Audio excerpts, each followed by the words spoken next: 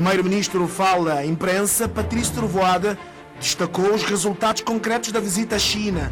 Falou sobre a greve no sistema judicial e mostra-se preocupado com o acórdão que reconduz os juízes considerados medíocres. As autoridades nacionais mostram-se determinadas em eliminar o paludismo. O mercado de Boboforo deve ficar concluído até julho deste ano.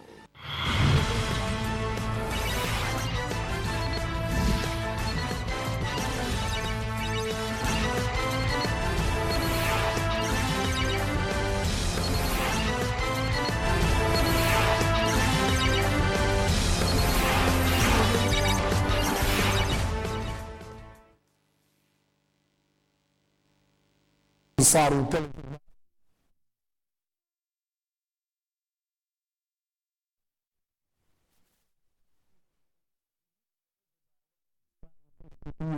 Pequim prometeu também abrir importantes linhas de créditos para o mesmo sector. Este é um dos vários resultados concretos da visita oficial efetuada pelo primeiro-ministro Patrício Trovoada à República Popular da China.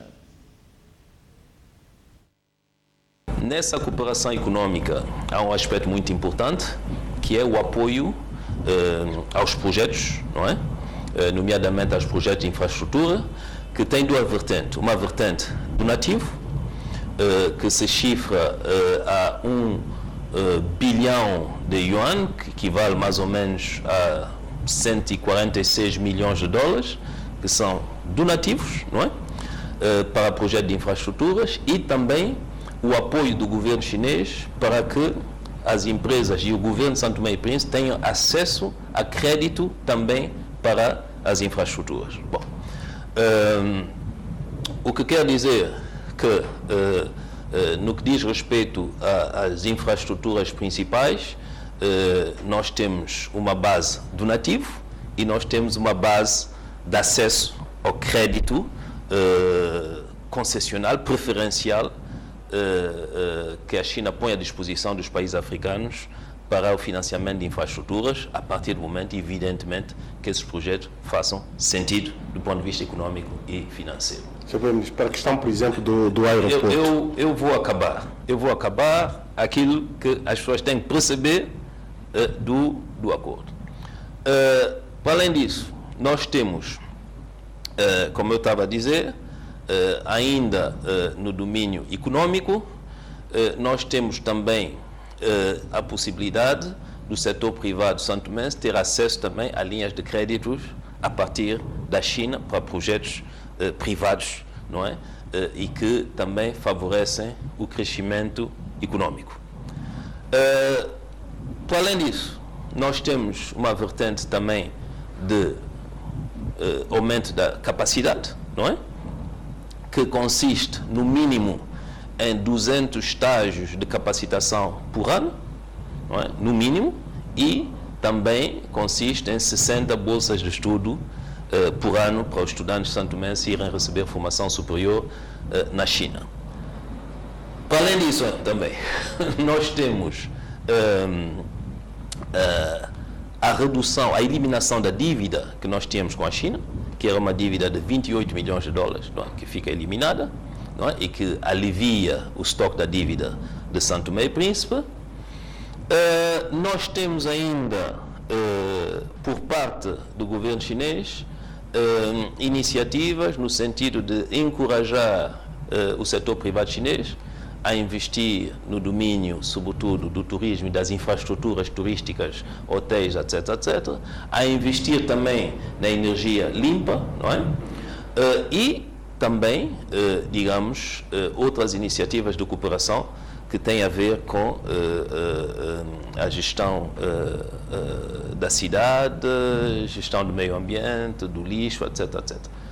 Por fim, a China também disponibiliza assessoria no domínio do planeamento econômico e do desenvolvimento econômico para o governo. E, por fim, também, a República Popular de China disponibiliza assistência também para, eu diria, a estabilização macroeconômica do país, a nível, sobretudo, das finanças públicas. Nesta entrevista à imprensa, o primeiro-ministro anunciou retomar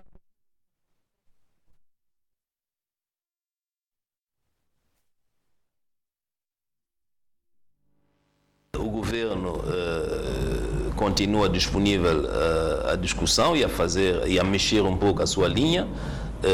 Eu espero que os sindicatos também percebem que, e depois das explicações e do debate que houve na Assembleia Nacional, eu espero que os sindicatos também perceberam perfeitamente que não podem ficar na sua posição. Aliás, a questão central é de uma interpretação, não é?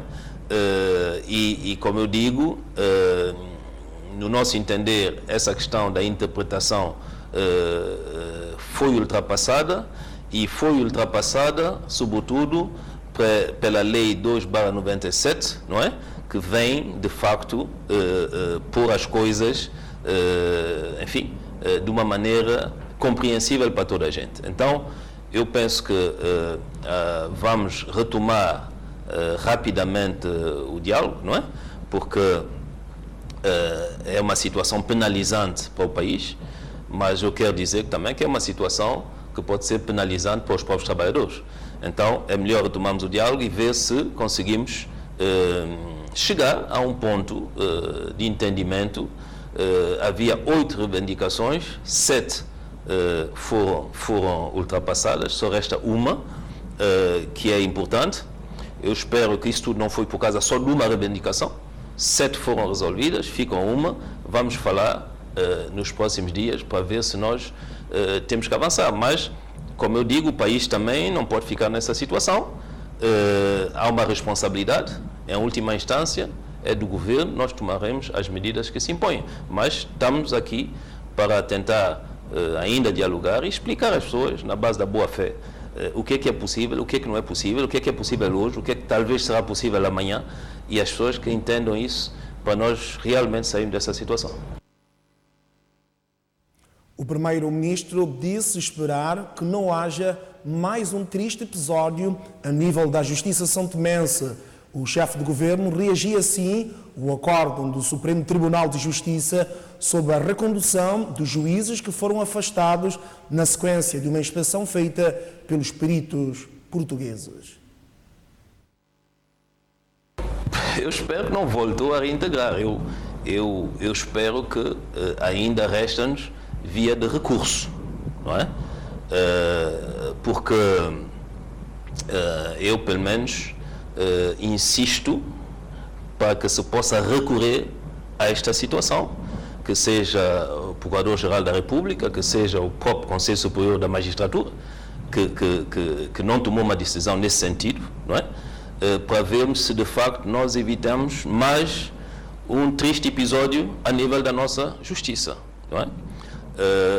E é por isso que eu exprimo assim, porque eu estou ainda convencido que há recurso a essa decisão. Bom, mas como eu disse há um bocado quando estávamos a falar do debate na Assembleia Nacional, a situação da nossa justiça não é boa. Não é boa há muito tempo. Houve várias reuniões, vários papéis foram produzidos, documentos sobre o estado da justiça. E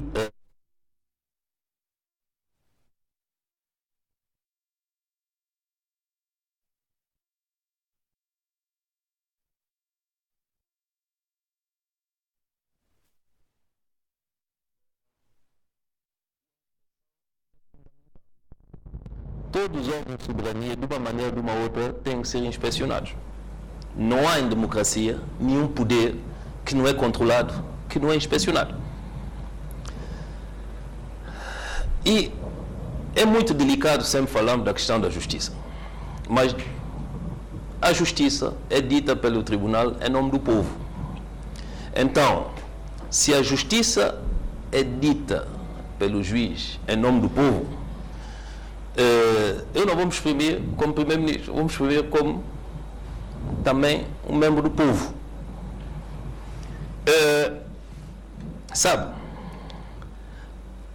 nós temos que ter o sentimento, de facto, da justiça e que existe uma justiça. Por quê? Porque só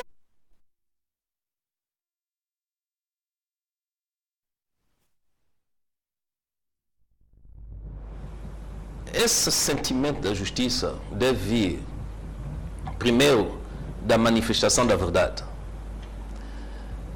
Nós temos que ter a certeza que as coisas são verdadeiras. Então, temos que ter essa manifestação da verdade. Depois, eu penso que temos que ter também a certeza que o direito foi aplicado. Quer dizer que o conjunto das leis que regem as relações entre as pessoas foi aplicado, foi usado de uma maneira profissional. E em terceiro lugar, nós temos que ter também a impressão que o bom senso prevaleceu.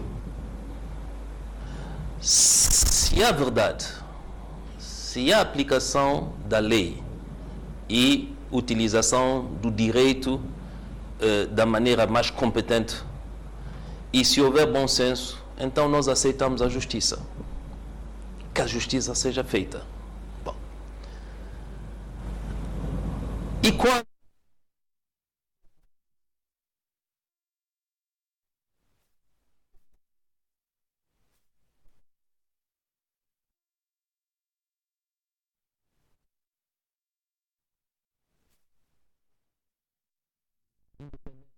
do poder político, independente do poder legislativo, independente das pressões de grupos de interesses econômicos, grupos de interesses religiosos, a justiça tem que ser independente.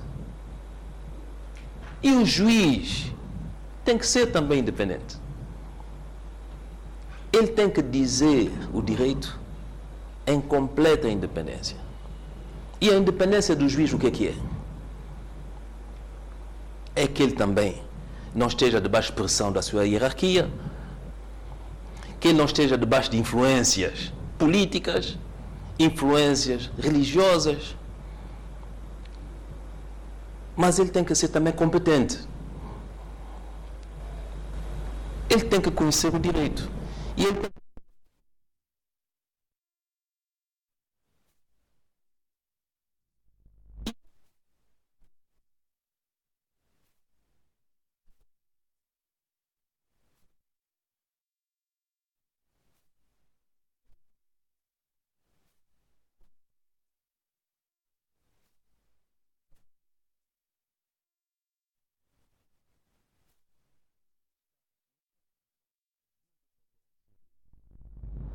de segurança, de idoneidade, para poder dizer a justiça em nome do povo. Ora, se não houver, no momento dado, uma inspeção, se não houver uma avaliação, se não houver um controle, então nós estaríamos a dar o direito de vida, privação de liberdade, etc, etc, a uma pessoa, sem termos a certeza que essa pessoa está na altura. Bom, felizmente,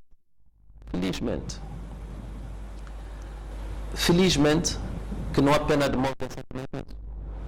Por quê? Porque não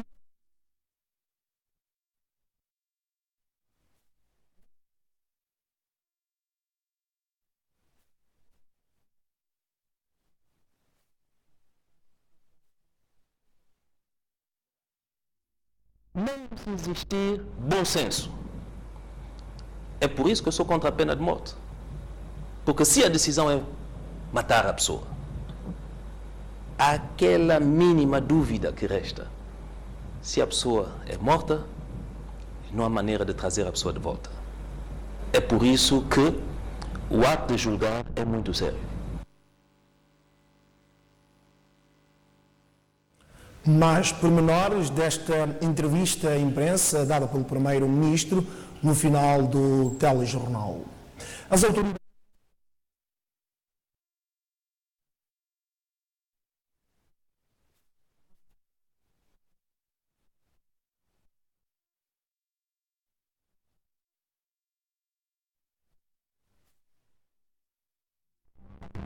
Vamos acabar definitivamente com o paludismo. É sobre este lema que se celebrou esta terça-feira o Dia Mundial de Luta contra o Paludismo. Lema com o qual o país se engaja depois de vários anos de luta contra o mosquito Anopheles, causador da doença.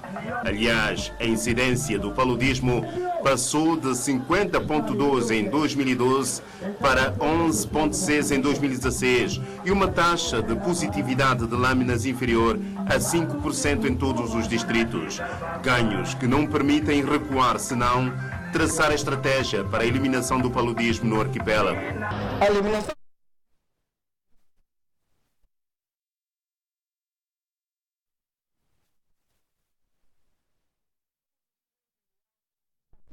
com a participação de todos os setores públicos e privados, de organizações não governamentais, de parceiros bilaterais e multilaterais e a adesão da população às intervenções essenciais de luta contra o paludismo. Enfim, é necessário o envolvimento de todos.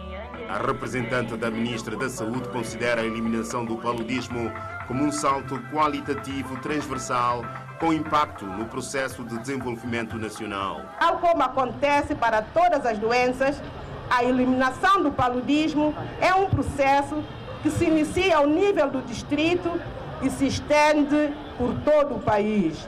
É fundamental consolidar os ganhos já obtidos.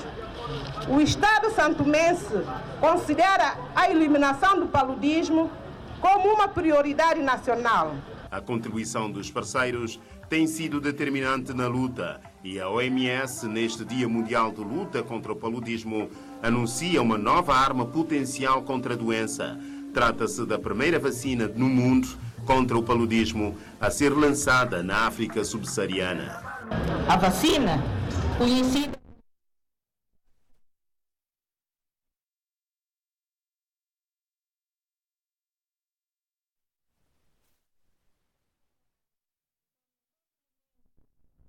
para as medidas de prevenção, diagnóstico e tratamento recomendadas pela organização. Esta fase de teste de vacina é um momento histórico para a luta contra o paludismo. O ato central na Praça Yongato ficou marcado com a realização de uma mini-feira de saúde com destaque para a testagem voluntária do paludismo. Houve ainda dramatizações, música e desfile de motorizadas. O presidente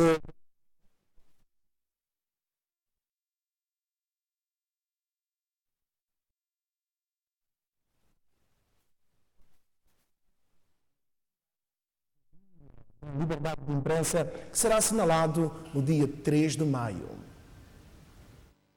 Com esta audiência concedida aos membros do Conselho Superior de Imprensa, o Presidente da República foi assim convidado a tomar parte nas celebrações do Dia Internacional da Liberdade de Imprensa, conforme avançou o Presidente deste Conselho. Sua Excelência, Sr. Presidente, mostrou total disponibilidade para que esta atividade tenha o melhor êxito possível. O encontro serviu também para convidar o Presidente para estar presente? Sim, também. O Presidente confirmou? Sim, o Presidente confirmou e disse que, de acordo com sua saúde, estará presente efetivamente no evento. O que se prevê para a comemoração desta data? Bem, prevemos, em princípio, está tudo organizado.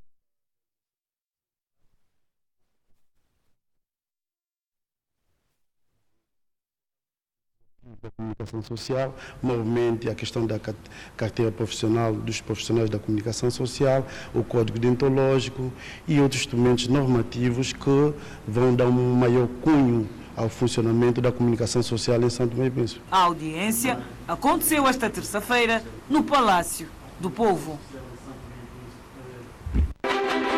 Veja, daqui a pouco, a Armada Portuguesa entrega materiais à população de Ilhéu das Lolas.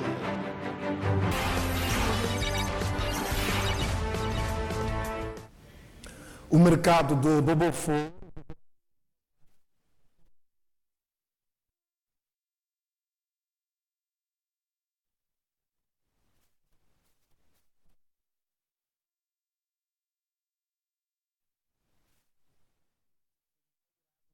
Já há 6 meses, mas problemas diversos têm condicionado a sua conclusão. É a segunda vez em menos de 6 meses que o titular da pasta e os técnicos do Ministério das Infraestruturas, Recursos Naturais e Ambiente visitam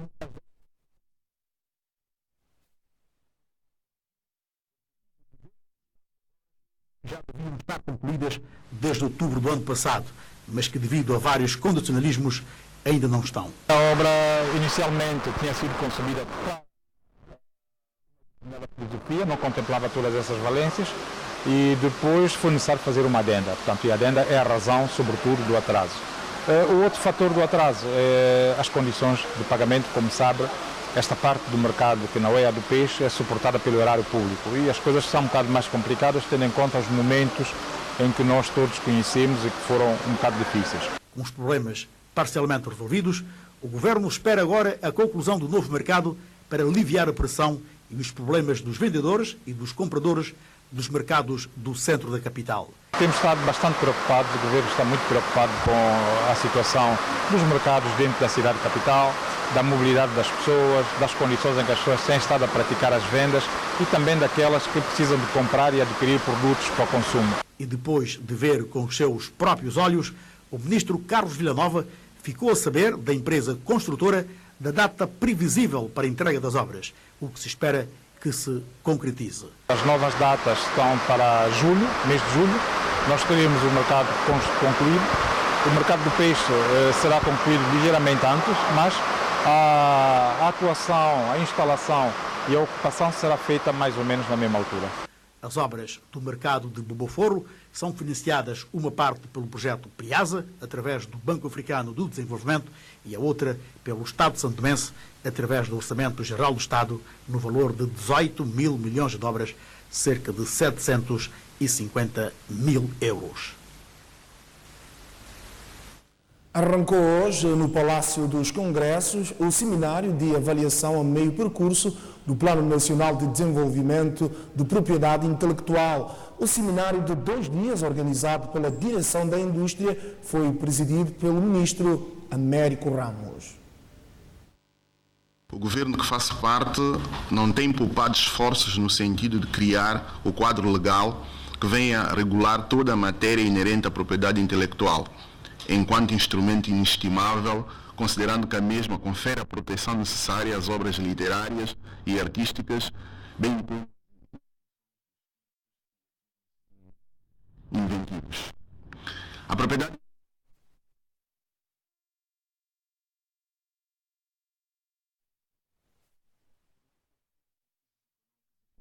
do seu trabalho e transmitir esses mesmos benefícios a terceiros mediante a sua autorização. São Tomé e Príncipe é hoje uma sociedade onde as patentes, as marcas, os nomes comerciais, as indicações geográficas e de proveniência, entre outras modalidades de propriedade intelectual, circulam livremente, mas de forma disciplinada, através de um sistema jurídico de proteção instalado no Serviço Nacional de Propriedade Industrial, SNAP. Razão pela qual o Governo tem vindo a criar instrumentos jurídicos, uns que já fazem parte da legislação nacional em vigor, como é o caso da Lei sobre a Propriedade Industrial, e os outros que estão a ser gradualmente introduzidos a fim de responder às novas tipologias de crime, tais como a contrafação e a pirataria. Mais pormenores sobre este assunto nos próximos serviços noticiosos da TVS. A Armada Portuguesa ofertou materiais diversos à população de Ilhéu das Rolas. O ato ocorreu na última segunda-feira e inscreveu-se nas ações sociais desenvolvidas pela Marinha Portuguesa, que se encontra no país no âmbito da cooperação técnico-militar entre São Tomé e Príncipe e Portugal. Foi mais uma ação de solidariedade da Armada Portuguesa que se encontrava no país.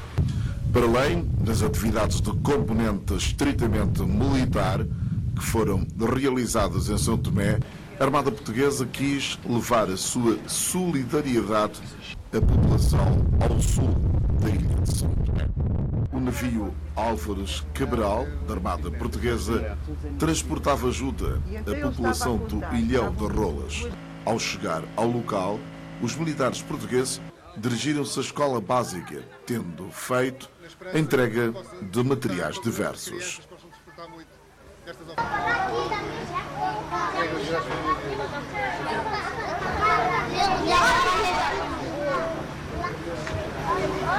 Os militares portugueses, sobretudo,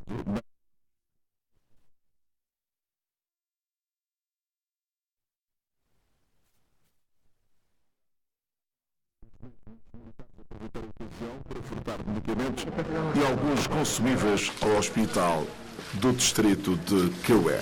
A diretora dos Cuidados de Saúde, Maria Tomé Palmer, agradeceu o gesto da Armada Portuguesa.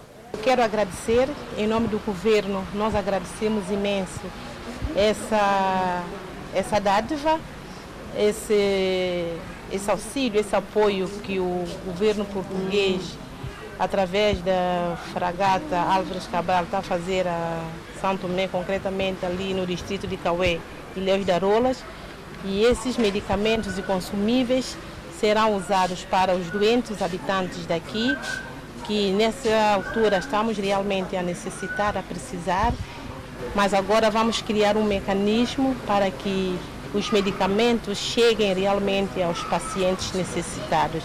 O embaixador de Portugal, Luís Gaspar da Silva, disse ser gratificante proceder à entrega desses materiais à população ao sul da ilha de São Tomé, sobretudo as crianças. É muito gratificante estar hoje no navio da República Portuguesa Álvares Cabral para navegar até Olhão das Rolas, onde foi feita a entrega de medicamentos para o posto médico da ilha e também se proporcionou uma série de consultas médicas aos habitantes da ilha.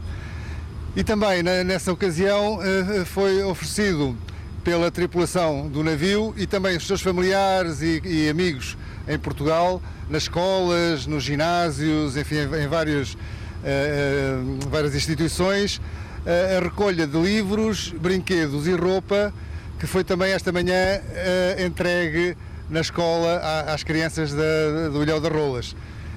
Essas duas ações que muito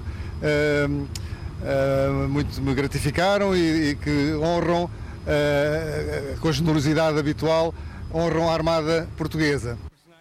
O sargento Mário Baltazar e o responsável da escola local realçaram a importância desta atividade.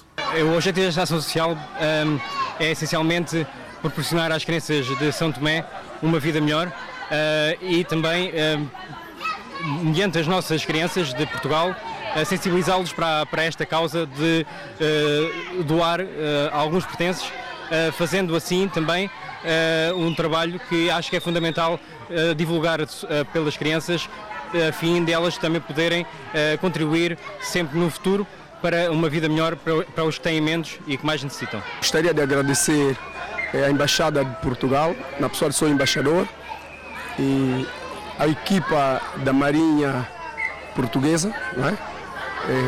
Exatamente, a equipa da Marinha Portuguesa, por essas ofertas que chegaram até cá, a nossa escola. É dizer que de todo bom, esses brinquedos, os livros e outros materiais vão ser muito úteis a essas crianças e esperemos que essa oportunidade se faça mais vezes e para outras localidades também do nosso país. A Armada Portuguesa a proceder à entrega de materiais diversos à população do Ilhéu das Rolas. O distrito de Lembá foi hoje atingido por maré alta na sequência das fortes chuvas que se fizeram sentir hoje no território nacional. A comunidade pescatória viveu momentos de grandes sobressaltos. Estas são as imagens captadas pelo correspondente da TVS no distrito de Lembá. As fortes chuvas que se fizeram sentir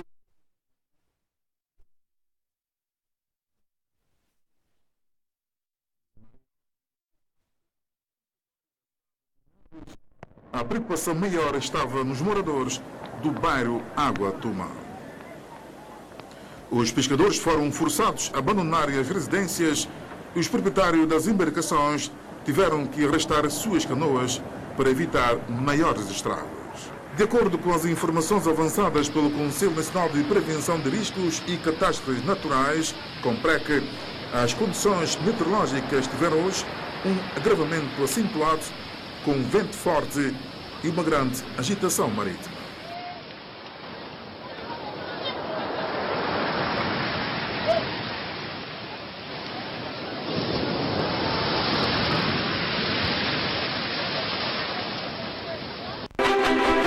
Inspeção Econômica apreende produtos deteriorados.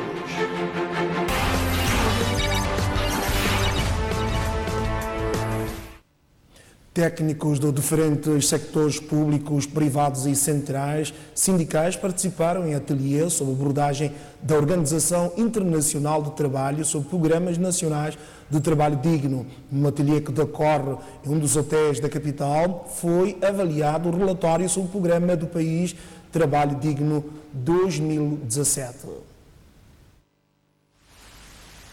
O ateliê de 3 dias decorre no Hotel Praia e junta, entre outros, técnicos do Ministério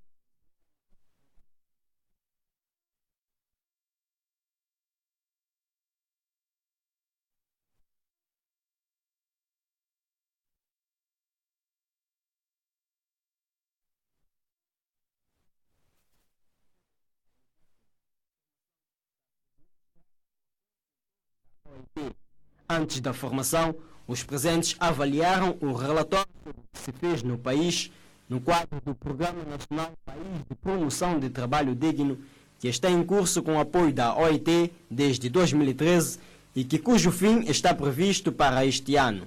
A implementação deste programa diz respeito à promoção do trabalho digno, através do qual Santo Tomé e Príncipe honra os seus engajamentos, assumindo, por ocasião da Cimeira Extraordinária de Chefes de Estado, realizada em Ouagadougou em setembro de 2014, que é o de implementar a Agenda de Trabalho Digno como meio para vencer o flagelo social e a pobreza.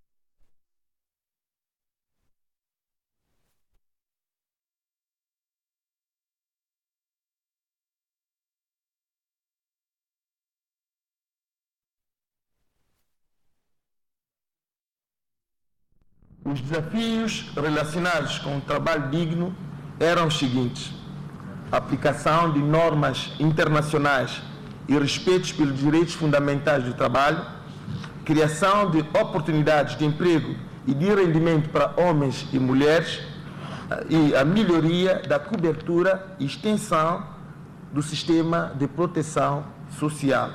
Passados anos e apesar dos esforços feitos e ganhos obtidos, trabalho digno em São Tomé e Príncipe ainda não é uma realidade, disse o ministro do Emprego e Assuntos Sociais.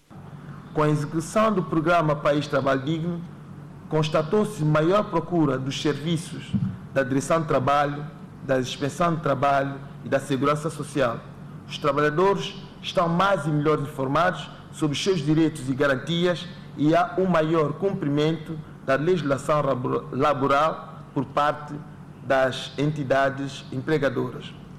Reconhecemos que o trabalho digno não é uma realidade neste momento, atendendo que não estão garantidos empregos para todos, o salário que cubra de fato as necessidades dos trabalhadores, a formalização dos que se encontram no sistema informal, a proteção e solidariedade na velhice, mas também é necessário reconhecer que significativos avanços e passos foram dados e alcançados nos últimos anos. Segundo Emílio Lima,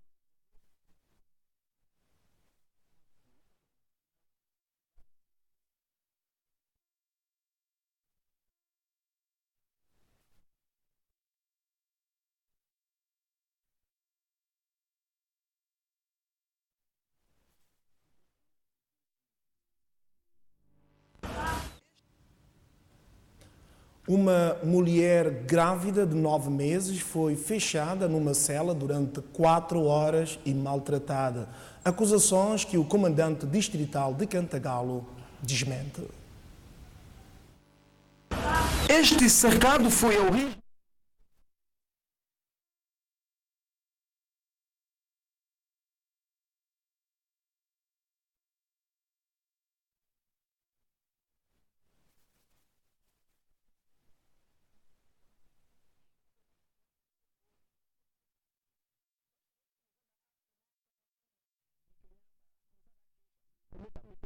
de energia. Só como eu também estou a passar o momento, eu vi, eu não aguentei, eu comecei a zangar, depois ele, mãe dele, apareceu. Quando mãe dele apareceu, começou a zangar e insultar-me, disse como eu não sou de Santana, como me dá mupurada, mas depois eu sei que, mas depois eu saio e não tenho direito de falar nada. Você disse, não, eu não sou de Santana, eu sou de Santana. Você também não pode me ter colocar fio, porque aqui tem criança. Minha criança morre, eu não inteiro, não pego com a mão. Só o que o rapaz faz? Eu comecei a zangar, ele mesmo de verdade mesmo. Depois desta discussão, o vizinho em causa fez queixa no comando da polícia do distrito de Cantagalo. A senhora Alberta Mendes compareceu na segunda-feira, mas declara não ter sido tratada como devia, tendo em conta a solução avançada pelo vizinho para evitar que as crianças brinquem na cerca. E eles sentamos lá para poder falar, ele começou a falar, ele para poder tratar da atenção. Depois perguntou ao comandante, posso falar? Sim. Depois começou a falar de qual de energia, de qual de cabo de energia que ele estava a meter. Depois o comandante perguntou, ele chegou de meter? Eu não sei se ele chegou de meter.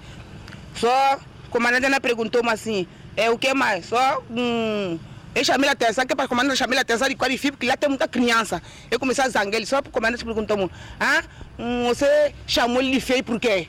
De feio, você chamou ele de feio, você começou a sentir, ele também surtou, eu também insultei ele. Ninguém não bateu outro, ele não bateu, eu também não bati ele. Eu não mandei ele com pedra, não mandei com nada. Depois, o comandante não quer deixar-me falar aquilo que está acontecendo, está dizendo que eu não posso chamar ele de feio. Como ele pode tirar a máscara, que ele está para pôr outra máscara. Eu comecei a ver o comandante só, não falei nada. Então o que o comandante faz? Só perguntei ele, rapaz, o que é que pode fazer aqui, essa moça aqui, essa senhora aqui? Eu disse, não, que é para poder chamar a atenção, para ela poder não provocarmos, e quando ela vai para casa, porque para ela poder não ter atenção, para não provocamos. Só chamamos a atenção para não provocar, ele expõe assim, tudo muito bem, sou comandante. Só quando ficou, eu mandei o rapaz embora. Quando o rapaz mandou o rapaz embora, eu também dei a pessoa que eu mandamos para ficar, para poder também para mandar embora. Não sabia que o mandou para poder limpar. Eu disse, comandante, que eu não posso fazer nada, como eu estou com minha barriga de 9 meses já, a esperar dias só para poder parir. E o comandante faz? Manda a pessoa para outro polícia e outro polícia para poder metermos lá na cela, lá dentro. Entrei em cela 10 horas, saí meio-dia. Depois que eu mandei recado, procurei a pessoa, mandei recado para meu homem, é que meu homem veio agora, é que a gente tirou agora na cela. Segundo a senhora Alberta Mendes, nada fez que pudesse ser considerado de desacato. Contactado o comandante distrital de Cantagalo, nega todas as alegações de Alberta Mendes. Ela aqui no comando, nós temos uma sala de resolução de queixas em que nós ouvimos as pessoas, as partes, né, para saber, para inteirarmos do assunto. E nessa resolução de queixa, o subchefe que conduzia a queixa, a senhora não acatava as ordens do subchefe, desacatando a autoridade do subchefe que estava a resolução da queixa. Isso é que foi o motivo em que fez com que o subchefe dissesse à senhora, que puséssemos a senhora numa sala, para a senhora acalmar, para depois ser ouvida novamente. A senhora em momento nenhum entrou na cela, nunca pusemos a senhora na cela, isso não corresponde à verdade. A senhora nunca entrou para a cela, a senhora esteve numa sala e depois esteve na sala de espera até ser ouvida. Portanto, essa questão que ela levanta de ter sido colocada na cela durante 3 horas não corresponde à verdade e temos testemunhas que podem comprovar isso. Isso também não corresponde à verdade, porque a polícia em momento nenhum obriga as pessoas a fazerem nenhum tipo de trabalho. Algumas vezes as pessoas que se calhar cometem algum pequeno delito fazem alguns trabalhos, mas nunca é de forma obrigatória, mas sim voluntário. Portanto, nunca impedimos as pessoas a trabalharem no comando. O que acontece é que numa resolução de queixa, primeiramente temos que ouvir uma pessoa, depois ouvir a outra, porque quando as duas pessoas começam a discutir no momento da resolução, isso nunca conduz a uma boa resolução, não é?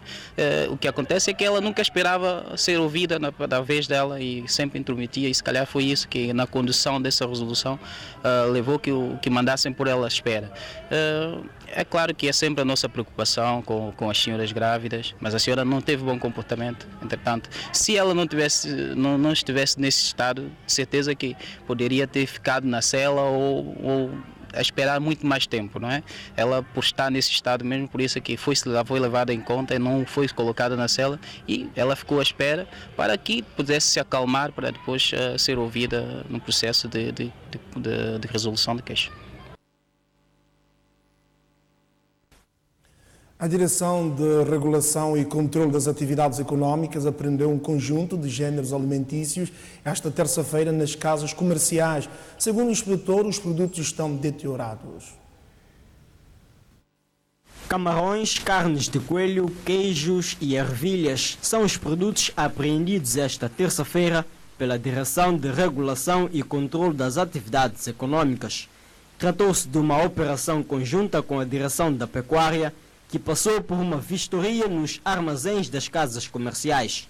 Esses produtos, segundo os inspetores, encontravam-se fora do prazo de consumo.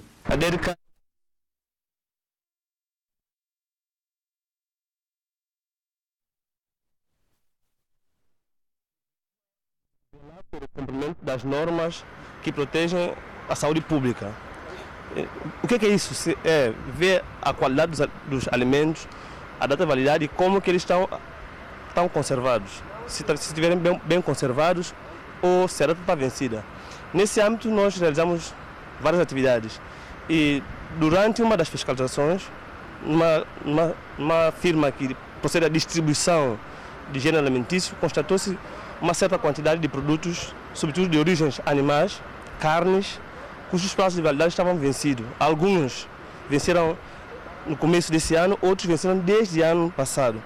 Então, nesse caso, nós procedemos à apreensão desses produtos, mas nós não queremos ainda divulgar o nome da firma, porque queremos ainda investigar se a firma deixou passar esses produtos para outras lojas. Wanderlei Carvalho, inspetor da DRCAI, chama a atenção das pessoas para a necessidade de observar o prazo de validade dos produtos antes de os comprar. Os meios que nós temos, nós estamos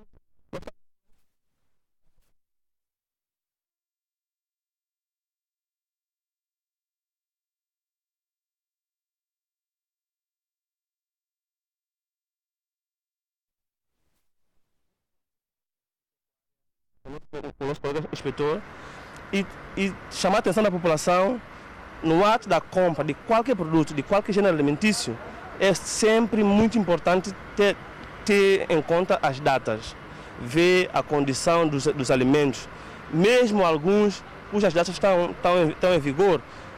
A conservação também vale muito. Um produto pode estar com a data de validade em dia, mas o estado de conservação fala muito. Então a população tem que estar ciente que nós também fazemos a nossa parte, mas a população também tem que fazer a parte da população. Direção de Regulação e Controlo das Atividades Económicas, com apoio da Direção da Pecuária, apreende produtos alimentares fora do prazo nas casas comerciais. 3 mortos em manifestação pró e contra Nicolás Maduro na Venezuela. Notícia para conferir na segunda parte deste telejornal.